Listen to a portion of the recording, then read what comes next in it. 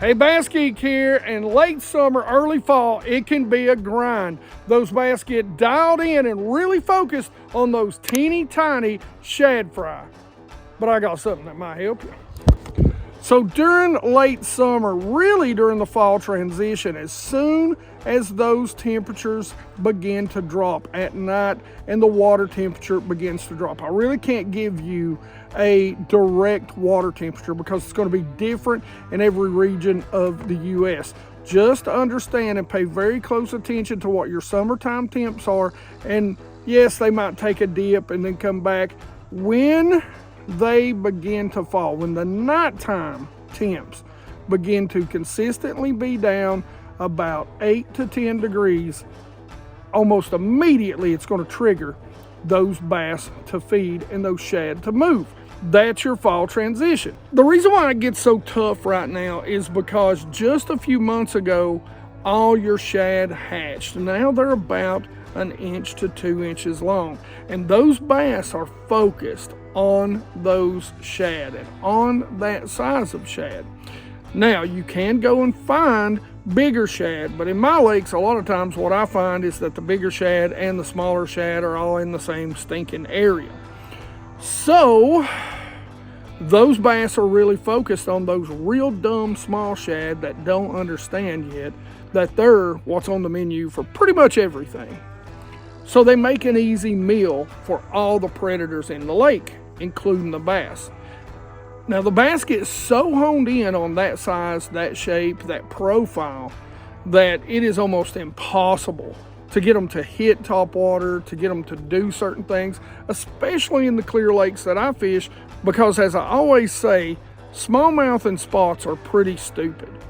They're super aggressive, but unpredictable. Largemouth are pretty predictable, but they're a lot smarter than the other two. So they're going to examine that bait, and if it doesn't meet what they're eating and what they have thousands, if not millions of, they'll turn away from it. Okay, fishing geeks, this is what you're going to do first. You're going to take your line, and I'm using K9, of course, and this is going to be, 10-pound test, 12-pound test, because you do have a good shot of catching doubles on this. I like fluorocarbon because I like to get it down a little deeper, but you're going to want to cut 2 pieces. You're going to cut one about half the length of the other. Start one at about, I always say about 1.5 feet, the other about 1 foot. That way you've got enough room to tie your knots. Let me show you what I'm talking about. So I've gone ahead and pre-rigged some of this just to save us time. Here I've got my hooks tied on, I've got my swivels at the top, and you can see I'm about 3/4 of the same length. I'd recommend being about half most of the time, but that's fine right where you're at. So you're going to need 2 swivels, you're going to need 2 hooks. I do like my hooks weighted because I like to be able to get it down a little bit deeper, and these hooks are, I believe, 1/0 Hayabusa hooks, and I believe these are 1/8 or something like that, belly weighted, and I'll show you what I do with these. I do recommend hooks, even though you're not going to be fishing this around a lot of cover, I still like to rig it at least with the hook point somewhat into the bait. So after I've got them cut and I've got this part tied, I'm going to take the shorter one, and this is my main line coming from my rod and reel combo, and I'm just going to run it through the swivel. We're going to let it run free. And pretty much I tied all these with Pitzine or Piztine. I don't know how you say it. Anyway, but with this knot. Now, normally I swing. This one I have to twist about 5 or 6 times and then come through that top loop. As always, moisten down the line because it is going to slide. Cut your tagging. So now you've got both hanging, and we put our baits on. This is a Damiki Armor shad. This is pearl white. This is what we're going to use. For me, I'll talk about colors in a minute, but this is what we're going to tie on so you guys can see it in the water a little bit better.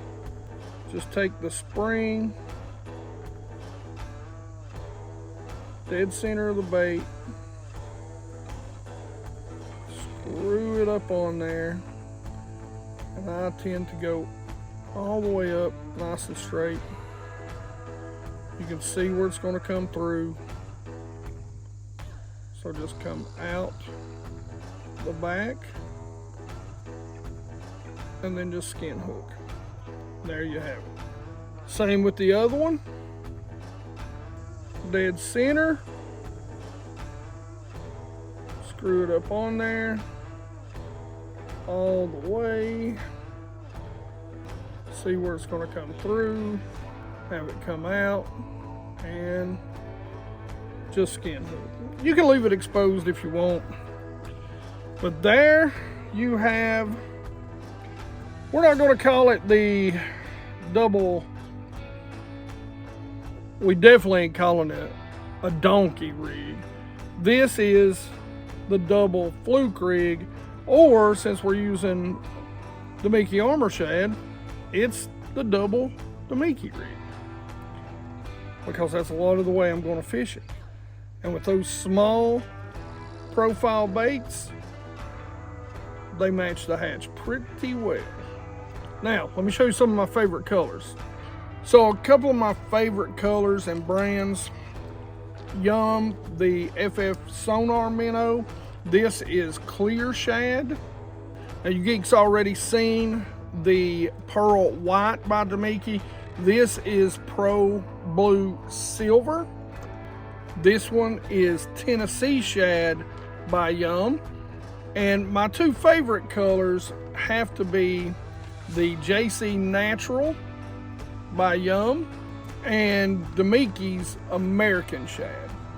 So by now you've understood what this is called. Like I said, it's a double Damiki. I call this a double or a Finesse double Fluke rig. And it works very well if you have forward facing sonar, but just like the regular double Fluke rig, it works very well without forward facing sonar. This is an incredible bait for ponds, bank anglers. The action is so incredible on this bait.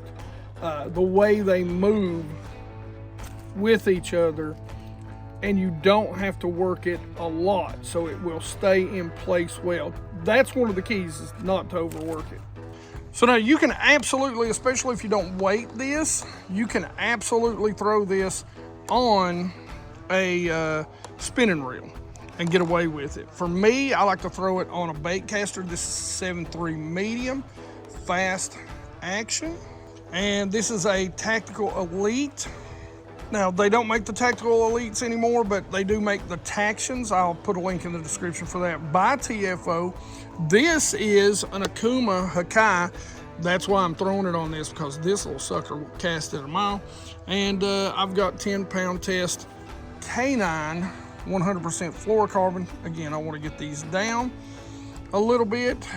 So, yeah, make sure you check out TFO. Make sure you check out K9 line. All right, geeks, so something that I love is the Green Goblin. I pay a lot of money for this boat, and I like to protect it. That's one of the reasons why I keep trying to implore you geeks to go check out BIA Insurance. BIA Insurance is boat insurance agency. They do nothing but boats, so they know what you need better than anybody. Like, for example, I fish tournaments sometimes, so I need special coverage for tournaments. I do things like this, promotional, so I need special coverage for doing promotionals on the water that normal insurance don't cover. Make sure you got the right cover, BIA Insurance. Let's get at it. So let's talk about the Finesse double Fluke rig and how to fish it. it's, you know, if you've ever fished a double fluke rig, it's the same way. Like I said, I like to fish it on this. This is actually one of my jerkbait rods. So 10-pound test, you can get away with smaller. You can do it on a spinning reel. But basically what I like to do, this is one of my kind of go-tos when I'm still chasing those busting bass. But don't think that's the only way to fish this, because throwing it up and working it over top of brush or lay downs or on the bank is another great way to get some big bites. So one of the things I love to do is just chase those schools around in the late summer and early fall, and I'll cast it over top of them. Now I'm going to twitch it, but I'm going to twitch it very lightly. I'm not hitting it, I'm not working it hard. I really just want these things to kind of barely move and look as natural as they can. Once you get a hit, you're going to side set and you're going to reel. Again, be ready, because this rig will catch you too, probably more than any other rig I know of, maybe the Alabama rig, especially right now when they're schooling. So when you're reeling, just reel him in, because a lot of times they'll come up and try and take that other one away from them.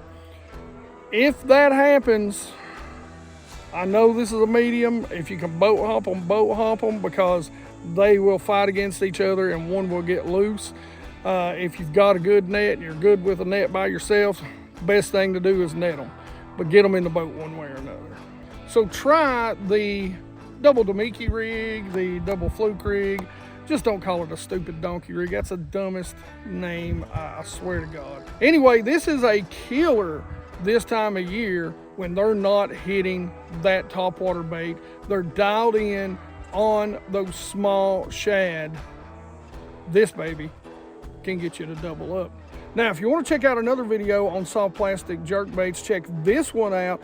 Otherwise, questions, comments in the comment section below. You geeks know I love to talk fishing with you. Like it if you like it. Don't forget to subscribe. Make sure you ring that bell. Be part of the 100% Watch Squad. And as always, you geeks rock.